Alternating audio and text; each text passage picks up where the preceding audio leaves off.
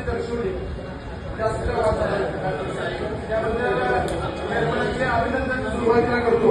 नगरपालिकेचे उत्पन्न वाढले पाहिजे या विषयावर मला काही सूचना करायचे.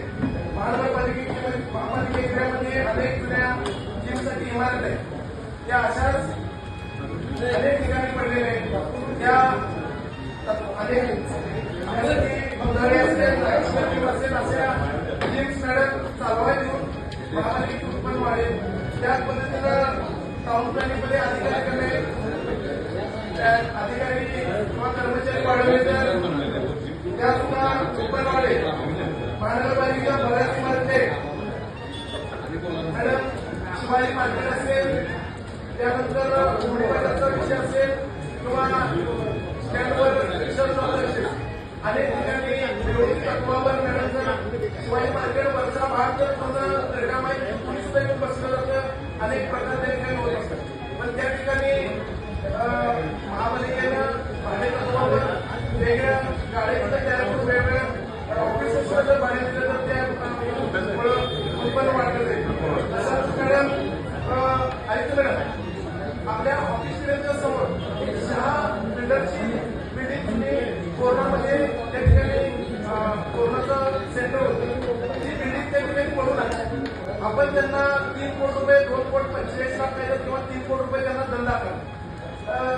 ती कॉम्प्रोमाइजला तयार आहे. त्यामुळं जर ती लवकरात लवकर गेली 4-5 वर्ष त्यापेक्षा जास्त ती तिथं पडून आहे.